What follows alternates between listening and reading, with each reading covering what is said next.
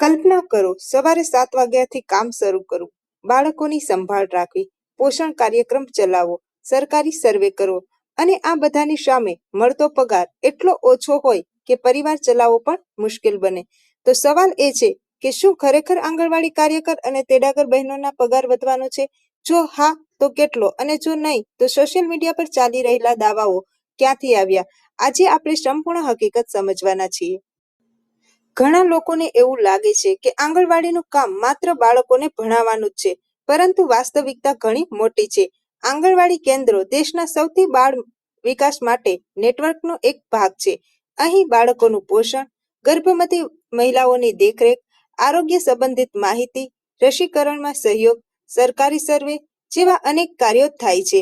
એટલે જ ઘણીવાર આંગણવાડી બહેનો કહે છે કે તેમની જવાબદારીઓ વધતું જાય છે, પરંતુ આવક તે પ્રમાણે નથી વધતી.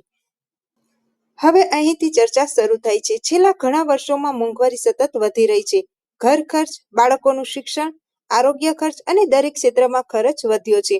અને આવી સ્થિતિમાં દેશભરના વિવિધ રાજ્યોમાં આંગણવાડી કર્મચારીઓ દ્વારા વારંવાર પગાર વધારવાની માંગ કરવામાં આવી છે. અને આવી સ્થિતિમાં દેશભરના વિવિધ રાજ્યોમાં આંગણવાડી કર્મચારીઓ દ્વારા વારંવાર પગાર વધારવાની માંગ કરવામાં આવી છે. કેટલાક સ્થળોએ રજૂઆત થઈ, કેટલાક સ્થળોએ વિરોધ કાર્યક્રમો પણ થયા અને ત્યારબાદ સોશિયલ મીડિયા પર અનેક પ્રકારના દાવાઓ વાયરલ થવા લાગ્યા.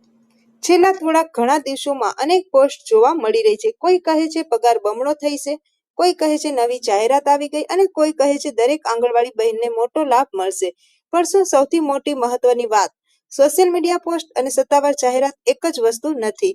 કોઈ પણ માહિતી અથવા તો કોઈ પર વિશ્વાસ કરતા પહેલા સત્તાવાર પરિપત્ર, સરકારની વેબસાઇટ અથવા તો વિભાગની જાહેરાત જોવી ખૂબ જ જરૂરી છે.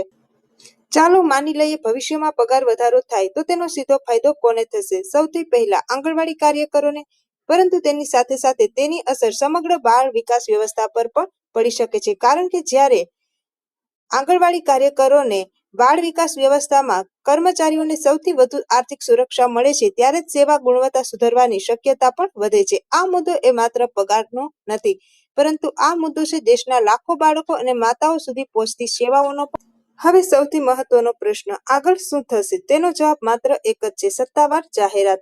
જ્યાં સુધી સંબંધિત વિભાગ દ્વારા સ્પષ્ટ પરિપત્ર બહાર ન પડે ત્યાં સુધી કોઈ પણ વાયરલ મેસેજને અંતિમ સત્ય માનવું યોગ્ય નથી. જો તમે આંગણવાડી ભરતી, પગાર, નવા નિયમો અથવા સરકારી જાહેરાતો વિશે માહિતી મેળવવા માંગતા હો તો હંમેશા સત્તાવાર સ્ત્રોતને પ્રાથમિકતા આપો.